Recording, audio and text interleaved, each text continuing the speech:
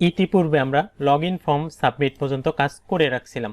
তো এতদূর পর্যন্ত আমরা যে কাজটা করছি, যখন আমরা লগ ইন ফর্মে সাবমিট করতেছি তখন সার্ভারে আমাদের এই ইনফরমেশনগুলো নিয়ে যাওয়া হচ্ছে, দেন ইউজারকে অথেন্টিকেট করা হচ্ছে। অথেন্টিকেশনের পরে আমরা টোকেন অ্যান্ড ইউজার ইনফরমেশন এই তথ্যগুলো পাচ্ছি।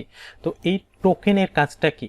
যখন আমরা সার্ভারের কোনো প্রোটেক্টেড রাউটে হিট করতে যাব, কোনো ডেটার জন্য রিকোয়েস্ট করব অথবা ডেটা স্টোর করার জন্য রিকোয়েস্ট করব, তখন এই টোকেন আমার খুবই কাজে লাগবে।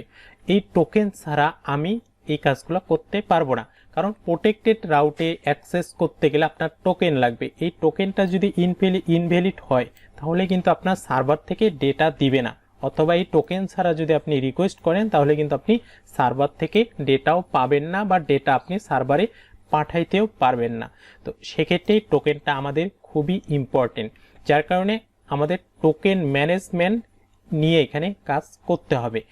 তারপরে যে বিষয়টা, সার্ভার থেকে যখন আমরা রেসপন্স পাবো, সেই রেসপন্সগুলোকে কি করব, আমরা যে কোনো একটা সেন্ট্রাল পজিশনে রেখে দেব। সেন্ট্রাল ডাটা স্টোরেজ হিসেবে আমরা যেটা করব, পিনিয়া ইউজ করব। পিনিয়া ইউজ করে আমরা ডাটাগুলোকে স্টোর করব। দেন ডাটা ফেস করার পর আমরা সেন্ট্রাল স্টোরেজে রাখবো। রাখার পর সেখান থেকে আমাদের যেই কম্পোনেন্টে ডেটা দরকার সেখানে জাস্ট আমরা কল করে সেই স্টোর থেকে শুধুমাত্র আমরা ডেটাগুলো নিয়ে নেব। তাহলে পিনিয়া ইউজ করা হবে সবথেকে বেস্ট।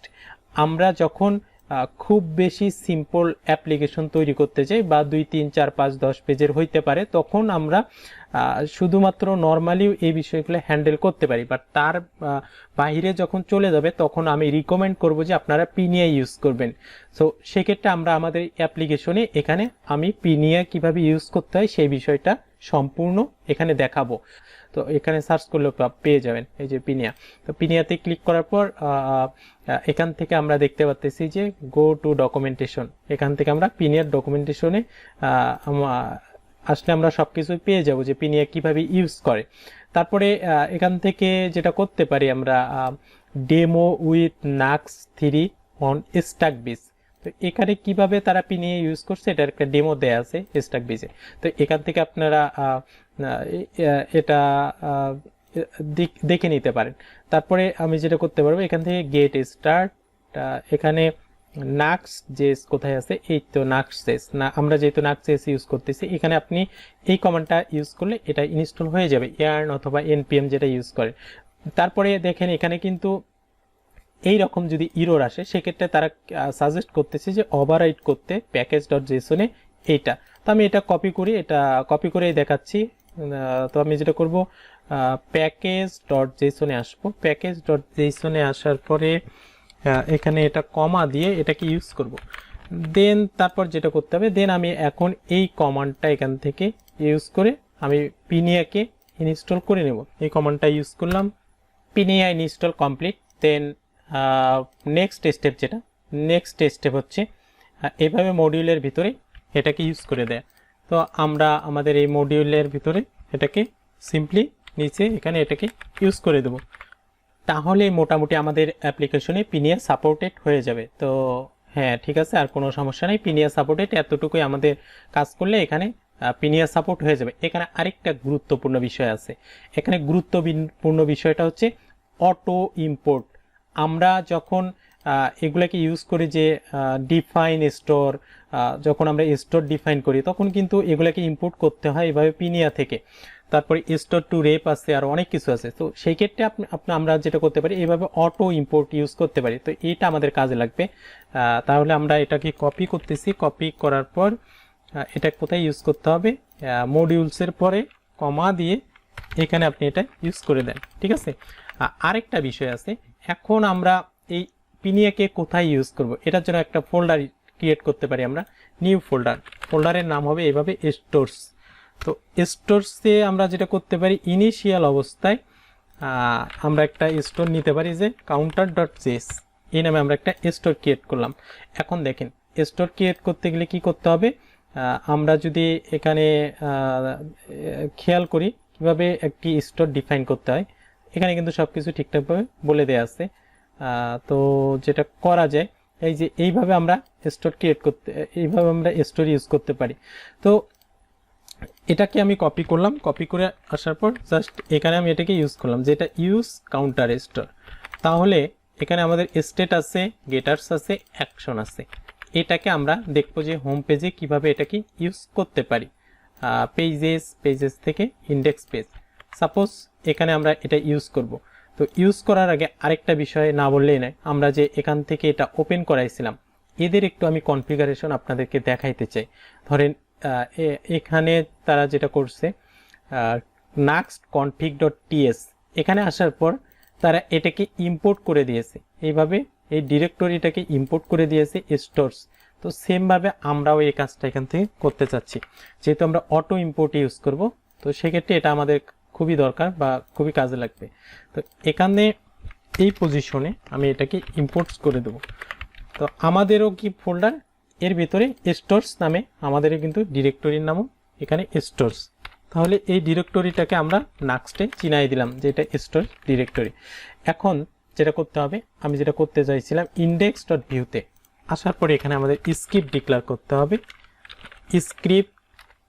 স্ক্রিপ্ট আমরা যেটা করব সেটআপ অ্যাট্রিবিউট, দেন এখানে এখন আমরা এই স্টোরটাকে ইউজ করে দেখবো যে আসলে কাজ করে কিনা। তাহলে স্টোরের নাম কি? স্টোরের নাম হচ্ছে ইউজ কাউন্টার স্টোর। সেক্ষেত্রে আমরা এটাকে কপি করে নিয়ে এসে এখানে ইউজ করতে পারি যে constant counter equal use counter store. Just আমরা এটাকে এইভাবে ইউজ করলাম, করার পরে এখন দেখবো যে এইটা আমাদের এখানে ঠিকঠাকভাবে কাজ করে কিনা। সো গেট স্টার্ট, এই গেট স্টার্টের পরে আমি এটাকে কপি করতেছি। কপি করে এখানে যেটা করতে পারবো যে এখানে আমি লিখতে পারি যে কাউন্ট লেখার পর এখানে আমি সিম্পলি কাউন্টারের ভিতরে এখন আমাদের যে স্টেট আছে সেই স্টেটকে আমি কল করতে চাই। তো স্টেটের নাম কি আছে? কাউন্ট আছে, যে দেখতে চাই যে এটা আমাদের এখানে কাজ করতেছে কিনা। তাহলে কাউন্টার.কাউন্ট। তাহলে আমরা লগ ইন পেজ থেকে এখন হোম পেজে রাউটিং করব। এখানে দেখেন কাউন্ট 0 আছে, যখন আমরা এখানে ক্লিক করব ক্লিকের সাথে সাথে আমাদের কাউন্টটা ইনক্রিমেন্ট হবে। তো সেটা কিভাবে করা যায়? তো যেহেতু আমাদের counter.js কি আছে, counter.js আছে এটা যে ইনক্রিমেন্ট, তাহলে আমরা ইনক্রিমেন্টকে কল করলে স্টেটটাকে সে বারবার এখানে এক এক করে ইনক্রিমেন্ট করে দিবে। তো ইন্ডেক্স এখানে আসার পর যেটা করতে পারি, আমি এখান থেকে ক্লিক ইভেন্টকে কল করতে পারি। ক্লিক ইভেন্টে যেটা হবে এইভাবে কাউন্টার.ইনক্রিমেন্ট এটাকে আমরা কল করলাম। এই ইনক্রিমেন্ট কিসের? এই ইনক্রিমেন্ট কিন্তু আমার এই স্টোরের যে অ্যাকশন আছে সেই অ্যাকশন এটা।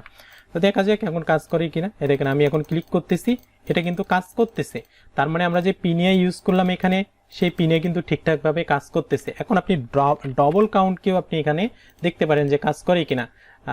তো এটা ধরেন কাউন্টারের কাউন্ট, দেন এরপরে আমরা এইভাবে এটাকে counter.double-count, তাহলে এইখানে ডবল কাউন্টটাকে আমরা এভাবে শো করাইতে পারি। তার মানে এটাও ঠিকঠাকভাবে কাজ করতেছে। আপনি রিলোড দেন, রিলোড দিলে দেখবেন এই ভ্যালুগুলা এখান থেকে 0 হয়ে গেছে। এখন আপনি এখানে ক্লিক করেন, দেখেন এটা কিন্তু আমাদের ডাবল কাউন্টটাকেও সুন্দরভাবে এখানে বাড়তেছে। তার মানে সব ঠিকঠাক আছে। আমরা যে পিনিয়া সাপোর্ট দিলাম আমাদের পিনিয়া সাপোর্ট হয়ে গেছে।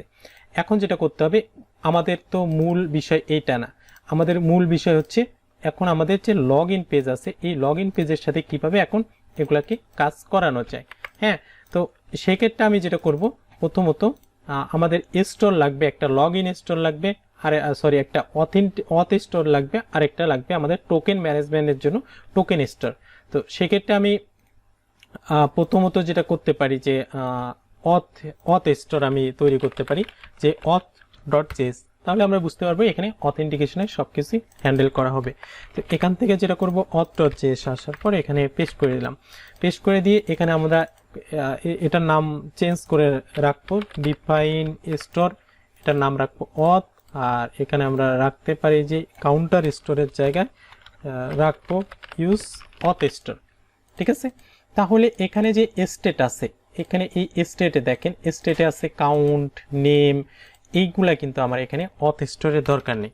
অথ স্টোরে কি দরকার, অথ স্টোরের স্টেটে কি দরকার সেটা এখন এখানে আমাদের ডিক্লেয়ার না করলেও চলবে, আমরা পরে ডিক্লেয়ার করব, এগুলো পরে কেটে দেবো। তো এখানে প্রথমত আমাদের অ্যাকশন কি হবে, আমি আসতেছি একটু লগ ইন.ভিউতে। আমরা এই যে অ্যাকশনগুলো করতেছি এখান থেকে, এই অ্যাকশনগুলো হবে মূলত আমরা স্টোর থেকে এই অ্যাকশনগুলো আমরা হ্যান্ডেল করব। তাহলে কিভাবে, সাপোজ এটাকে আমি এখান থেকে কপি করলাম, কপি করে এটাকে আমাদের স্টোরে আসলাম auth.js, আসার পর এখানে এটাকে পেস্ট করে দিলাম। হ্যাঁ, তো এখানে কিছু আমাকে একটু চেঞ্জ করতে হবে। ধরেন এটার নাম আমরা যেটা করতে পারি যে এসিং দিয়ে লগ ইন দিয়ে দিতে পারি, ঠিক আছে। এখন এই যে লগ ইন, আমরা এটা একটা অ্যাকশন তৈরি করলাম। এখন তাহলে কি করতে হবে আমাকে, যখন আমি এখান থেকে অ্যাকশনটা এখানে ডিসপ্লেস করব, তখন কি করতে হবে, এই অ্যাকশনটাকে আমার এখান থেকে কল করতে হবে। তো সেক্ষেত্রে আমার প্রথমে যেটা করতে হবে, প্রথমে আমাকে স্টোরটাকে সাপোর্ট দিয়ে দিতে হবে। তাহলে আমি ধরতে পারি যে constant auth equal use auth store. হ্যাঁ, তাহলে এই হচ্ছে আমাদের auth স্টোরটাকে আমি এখান থেকে সাপোর্ট দিয়ে দিলাম। দেওয়ার পর এখন যেটা করতে হবে, ট্রাই ক্যাচ, এটা এইভাবেও রাখা যায়, সমস্যা নেই। আচ্ছা, এটা এরকমভাবেই থাক। প্রথমত ট্রাইয়ে কি করব, আমরা ট্রাই যেটা করতে পারি যে অ্যাওয়েট কিওয়ার্ড ইউজ করব, auth.login। এই auth.login কি, লগইন একটা কিন্তু আমাদের অ্যাকশন, কোথাকার auth.js এর অ্যাকশন। এই অ্যাকশনটা হচ্ছে আমাদের কল করলাম আমরা কোথায়, login.view, এখানে login.view। হ্যাঁ, দেন এর ভিতরে যেটাকে আমাকে পাস করতে হবে সেটা হচ্ছে যে ফর্ম, অর্থাৎ আমার এই ডেটাগুলো তো এর ভিতরে আছে।